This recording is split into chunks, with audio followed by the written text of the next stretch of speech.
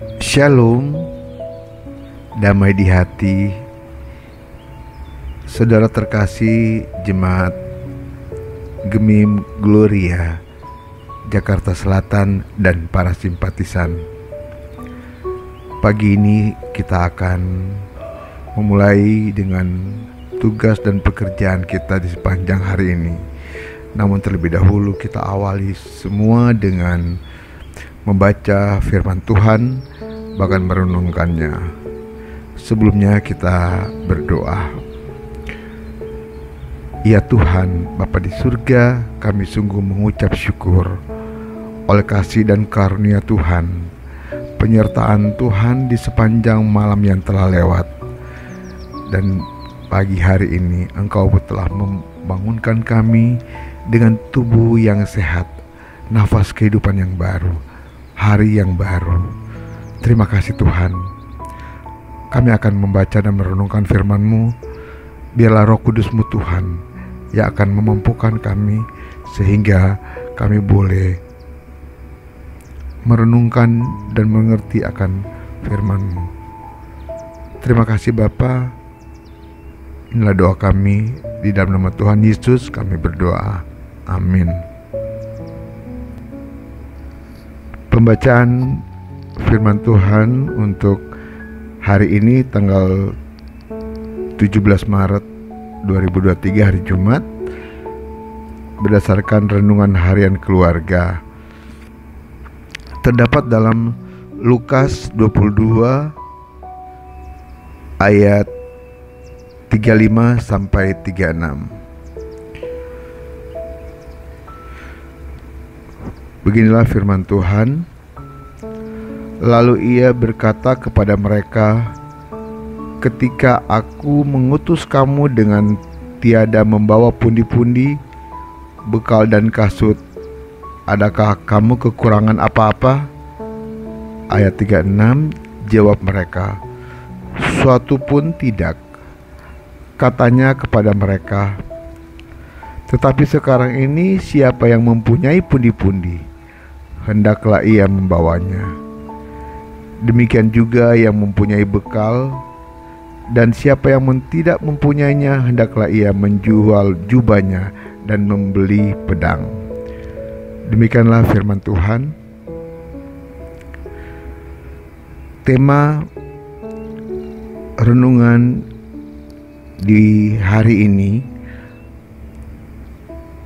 bertahan dalam cobaan. Keluarga Kristen yang dikasihi dan diberkati Tuhan Yesus. Ada orang memahami maksud dari perkataan Yesus Kristus pada ayat 36. Secara harafiah, pernyataan Yesus Kristus tentang pedang dipertanyakan, apakah memang benar Yesus Kristus mengajarkan kekerasan, sebab ia memerintahkan kepada murid-murid untuk menjual jubah dan membeli pedang. Sebenarnya jika kita melihat secara utuh apa yang diajarkan oleh Yesus Kristus, tidak pernah ia mengajarkan kekerasan, melainkan inti pengajaran Yesus Kristus menekankan tentang kasih. Yesus Kristus dengan jelas berkata kepada murid yang mengulurkan tangan, menghunuskan pedang dan menetapkan kepada hamba imam besar sehingga putus telinganya. Masukkan pedang itu kembali ke dalam sarungnya, sebab barang siapa menggunakan pedang akan binasa oleh pedang. Apa sebenarnya dimaksudkan dengan kata pedang pada ayat ini?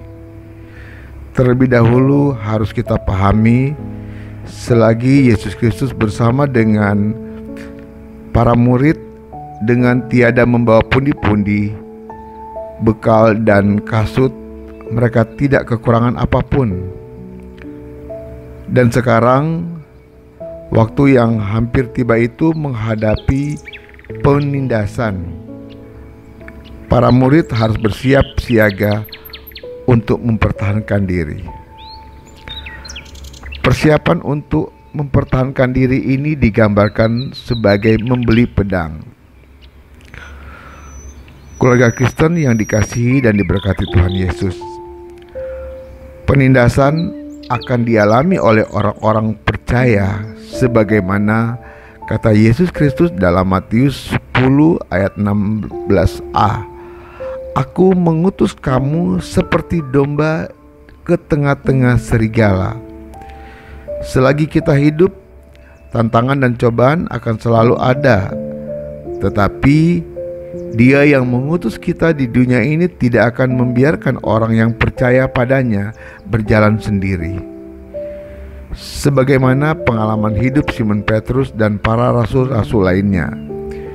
Di saat lemah dan tak berdaya, berseru kepadanya dan Ia menjawab doa kita dengan memberikan kekuatan dan kemampuan, bahkan jalan keluar dari persoalan hidup kita. Kita juga diingatkan untuk menyelesaikan persoalan hidup. Janganlah memakai tindakan-tindakan intimidasi dan kekerasan.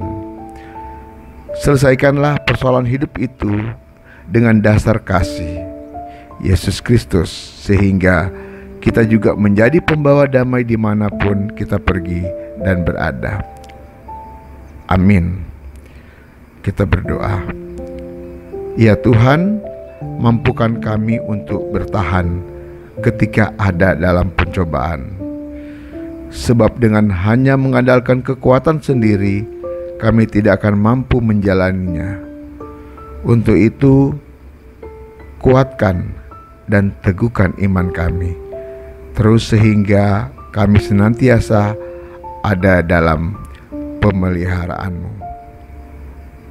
Amin.